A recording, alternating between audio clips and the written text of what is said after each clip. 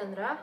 Sekarang saya akan menjelaskan laporan set kegiatan 3 tentang penggunaan dan satuan standar.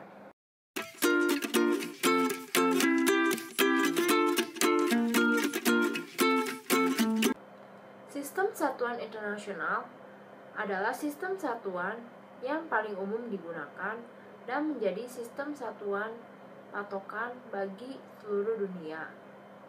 Sistem satuan internasional dibagi menjadi dua, yaitu sistem satuan metrik dan sistem satuan imperial. Fungsi utama dari sistem satuan internasional itu sendiri adalah sebagai standar untuk menyamakan satuan-satuan yang ada. Oleh karena masing-masing memiliki satuan yang beraneka ragam, maka diperlukan suatu tolak ukur standar yang menyebabkan dibuatnya sistem satuan internasional.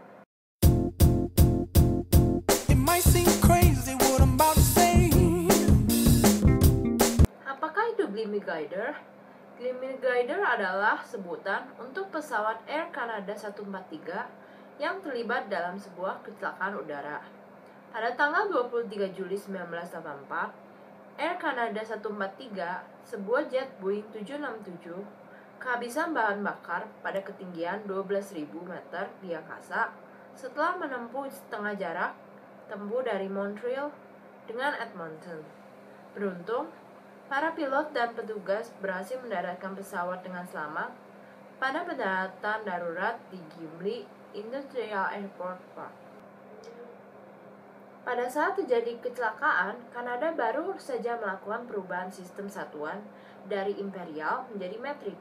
Sebagai salah satu bagian dari proses tersebut, pesawat Air Canada 143 menjadi pesawat pertama yang dikalibrasi menjadi satuan metrik. Pada pengecekan awal disebutkan bahwa terdapat 7.862 liter bahan bakar di dalam tank. Untuk menghitung berapa banyak lagi bahan bakar yang perlu ditambah, petugas perlu mengkonversi jumlah bahan bakar di dalam tank ke sebuah berat, menguranginya dengan 22.300 kg dan mengkonversi balik hasilnya ke dalam volume. Pada masa sebelumnya, tugas ini seharusnya dilakukan oleh seorang insinyur penerbangan. Tetapi, pesawat 767 merupakan pesawat pertama yang diterbangkan oleh pilot dan kopilot tanpa seorang insinyur penerbangan. Pada penghitungan petugas dan pilot, mereka mengalami kesalahan konversi sebanyak 1,77 berat 1 liter bahan bakar ke pon. Mereka menggunakan angka 1,77 yang dalam dokumen perusahaan pengisi bahan bakar merupakan faktor pengalinya. Angka itu tipikal angka yang tampak dalam dokumen sebelumnya dan mereka menganggap angka itu sebagai specific gravity dalam satuan metrik yang baru, sehingga penghitungan mereka menghasilkan 4.916 liter bahan bakar yang perlu ditransfer. Sehingga bukannya 22.300 kg bahan bakar, mereka hanya memiliki 22.300 pon bahan bakar, setengah dari jumlah yang dibutuhkan semula. Mereka mengetahui ada masalah dengan pengkalibrasian. Kapten Pearson memeriksa ulang penghitungan mereka, tetapi karena menggunakan faktor konversi yang salah, tetap saja menghasilkan kesalahan yang sama. Di tengah perjalanan, Kapten Pearson dan kopilot Quintal terkejut ketika menengok instrumen kokpit dan melihat alarm tekanan rendah pada pompa bahan bakar sebelah kiri menyala.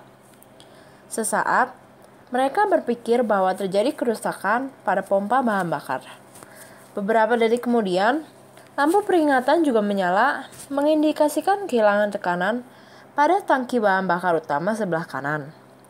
Mereka akhirnya kehabisan bahan bakar, lalu meminta pengalihan tujuan ke Bandara Winnipeg, 120 mil dari posisi saat itu.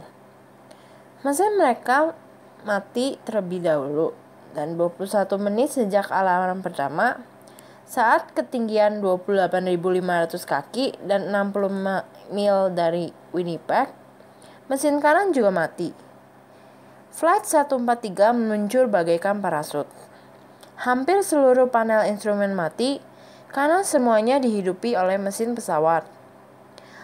Pada pukul 8:31, Flight 143 sadar bahwa ketinggian mereka tidak cukup untuk sampai ke Winnipeg.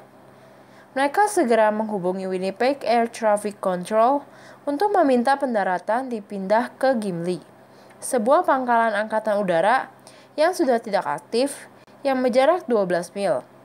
Karena pesawat meluncur turun tanpa mesin, Pearson mengeluarkan seluruh skill terbangnya agar pesawat tepat di jalurnya.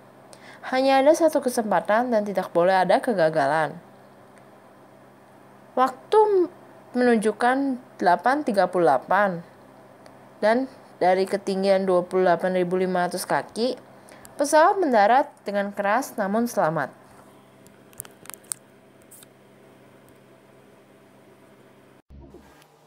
Det som är hemskt som har hänt nu, när man går förbi någon som man tycker är riktigt snygg, då har vi börjat säga, oh shit. Kecelakaan pesawat yang dialami oleh Air Canada disebabkan oleh beberapa faktor. Pertama, terdapat kerusakan di bagian Fuel Quantity Indicator System atau FQIS yang berfungsi untuk memberikan perkiraan jumlah bahan bakar pesawat yang terdapat di daerah kokpit. Kedua, kesalahan perhitungan pada saat mengisi bahan bakar oleh petugas lapangan. Pada masa itu, Kanada mengganti sistem pengisian bahan bakar dari imperial menjadi metrik, di mana sistem metrik ini menggunakan liter dan kilogram, sementara imperial menggunakan gallons dan pounds sebagai tolak ukurnya. Seorang teknisi yang bertanggung jawab mengisi bahan bakar pesawat Air Canada 143 ini tidak dapat mengingat dengan baik apakah dia mengisi bahan bakar yang telah dikonversikan ke dalam pound atau kilogram. Kesalahan pada perhitungan, termasuk kurangnya pelatihan, mengakibatkan hal sangat fatal. Perlu diketahui juga bahwa Boeing 767 Air Canada pada masa itu merupakan salah satu pesawat yang menggunakan sistem metrik.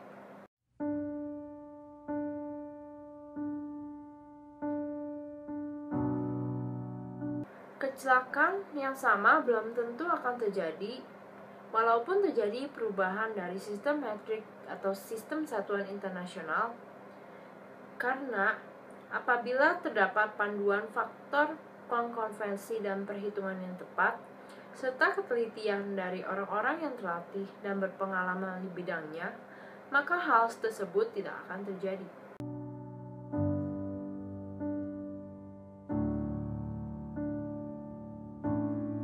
Contoh kasus lain yang terjadi akibat penggunaan standar yang berbeda-beda, yaitu pada kasus MCO, awalnya disebut Mars Surveyor 98, adalah misi NASA ke planet Mars pada tahun 1998 sampai 1999 yang mengalami kegagalan. Mars Climate Orbiter merupakan wahana angkasa tak berawak yang diluncurkan pada tanggal 11 Desember 1998. Mars Climate Orbiter merupakan wahana angkasa tak berawak yang diluncurkan pada tanggal 11 Desember 1998 sebagai bagian dari program Mars Surveyor 98. Maksud dari misi ini adalah untuk menyelidiki iklim, atmosfer, dan perubahan permukaan planet Mars. Selain itu, Mars Climate Orbiter juga berperan sebagai penghubung komunikasi antara NASA dengan Mars Polar Lander. Pada tanggal 23 September 1999, MCO mengelilingi Mars. Pada tanggal 23 September 1999, pada saat MCO mengelilingi Mars, NASA kehilangan komunikasi dengan wahana ini, yang kemungkinan hancur di atmosfer. Hal ini diakibatkan oleh kesalahan penghitungan. Perhitungan dilakukan dengan menggunakan satuan pound detik daripada Newton detik yang dipakai dalam pemrograman perangkat lunak. Maka dari itu, wahana ini berada pada ketinggian yang terlalu rendah sehingga terbakar di atmosfer. Our love runs deep like a Chevy. If you fall, I'll fall with you, baby, 'cause that's